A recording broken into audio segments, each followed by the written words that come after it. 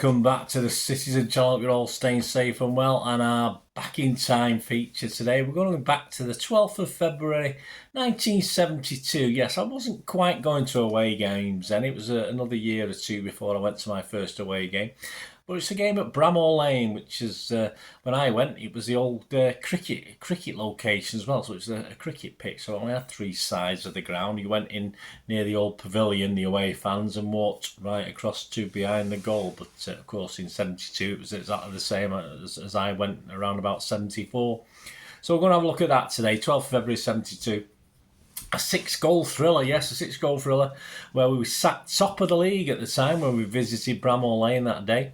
And this was the first time that both clubs had actually featured playing each other on Saturday night's match of the day, yes, which was fairly newish at the time. But yeah, the first time City and Sheffield United had been featured against each other.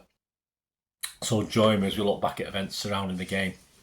And the game itself, please, if you are new to the channel, push that subscribe button, push the bell notifications, everything City past like this, and present, of course. I look at games coming up and games just gone, etc, etc. So it's great to have you on board. Please spread the word, give us your support, and yeah, literally from YouTube, I get a few pennies for this if I'm very, very lucky, and that's about it. So, you know, one way of saying thank you for a little bit of effort I've put in, it would be nice, is you give us a like, guys. It's just be nice to get a like, a little thumbs up.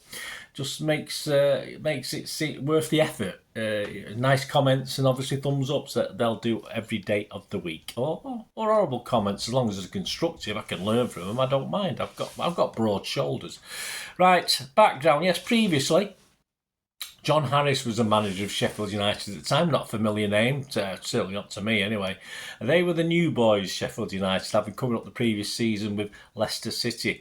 After a very good start, they led the table for the first quarter of the season, yeah, but the form had sort of stuttered a little bit, and they'd not won a game since the 27th of December when we approached this game. But they remained in and around the top six at the time.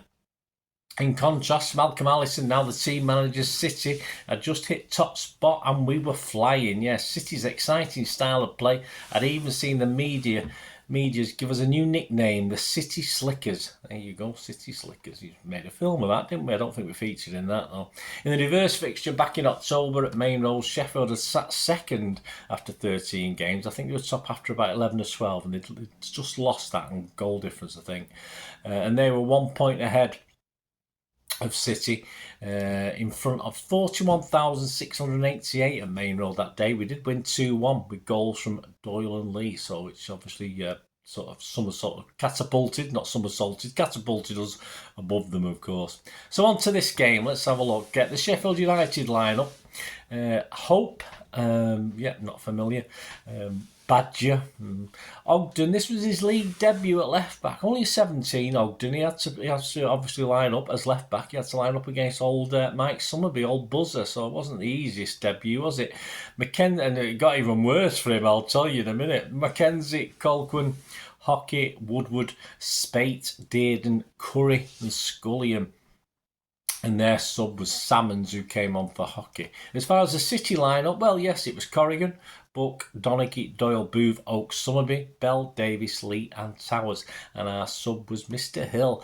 And a crowd at Bramall Lane that day, 38,181. No doubt quite a few Blues there, as I say there usually was over in Sheffield. And it was on to the match report. It was a soggy day, a muddy pitch.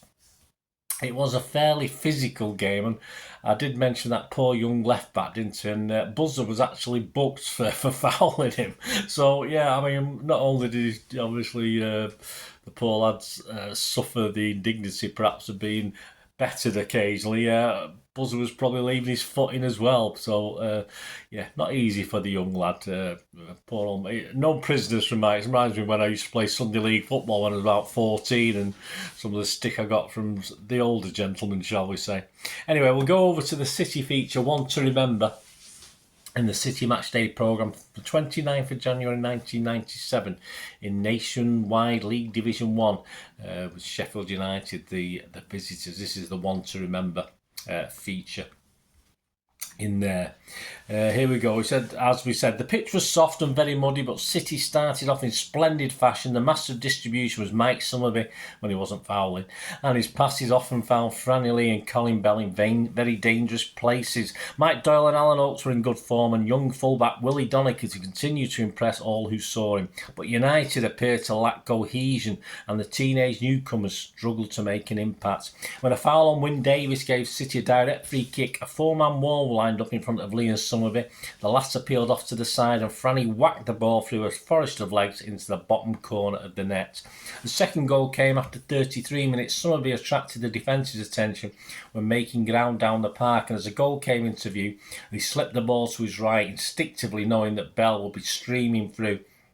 In his best Nijinsky impression, Colin made no mistake with the finish. The floodgates might have opened, but within 3 minutes the Blades started a tremendous fight back when Billy Dearden rose unmarked to head just under Joe Corrigan's bar. The goal, together with whatever manager John Harris installed into them at half-time, lifted their spirits to such a degree that they not only drew level, but took the lead, albeit for a short spell.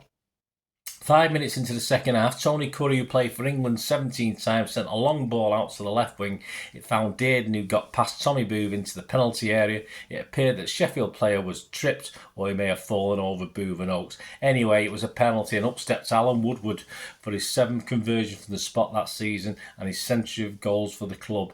The men from Manchester still hadn't learned their lesson when after 52 minutes they left Curry on his own as another corner was swung over and it was 3-2 to United. It was Summerby who began the move that led to an equaliser. He sent a long ball into the middle of a crowded penalty area and Davis won his aerial battle with Kilcoyne to head onto Lee. Franny tried a little lob to place the ball into Tony Towers' path, but it came back to him by a United boot. This time, Mr. Chairman, he was chairman at the time, obviously, in this magazine, opted for one of those full-blooded drives, and the ball was flying towards the net when Spate fisted it round the post for a penalty. Woodward was not the only one that season to be successful with penalty kicks. When Lee hammered this one past John Hope, it was the 11th league penalty of the campaign he'd scored. A shadow was cast over the game when Trevor Hockey, sadly no longer with us, it should be a picture of him being carried off there as well, broke a bone in his right leg when going in vigorously to challenge Doyle. The players of both sides deserve congratulations for providing entertainment under such poor conditions. Malcolm Allison's verdict: the lads played well enough in some respects, but when the opposition scores 2 goals from corners and the other from a penalty, when Oates never touched the fellow, it's not a time to be pleased. He never took defeat very well, Mr. Allison, did he? But Colin Bell was at his best, he said, and that cheered up a lot of people. Well, he certainly would do, wouldn't it? And he was complimentary about Sheffield, though, Malcolm Allison. Although he couldn't take defeat very well, he was usually complimentary where it was due to opposing teams. He said about Sheffield United, they were the best side to come up from the second division in 10 years. That's a big compliment. Of course, as we know, City would eventually, even though we're top of the table at the time, lose out by 1 point. Even we lose out by 1 point, but we'll finish 4th, but we're still 1 point behind the title winners. And Sheffield United were a little disappointed. As I said, they had a great start, led the table for 11 or 12 games, and they were a little bit disappointed to only finish in 10th spot as well. So there you go, guys. A look back at this game in Bramall Lane, 12th of February 1972. 1772 then, it wasn't really going around then, was it, football?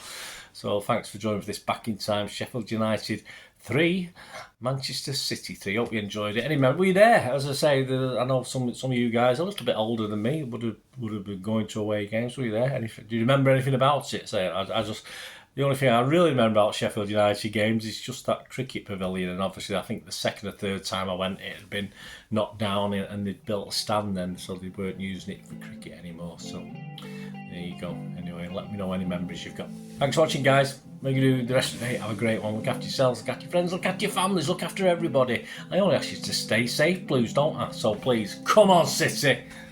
Bye for now.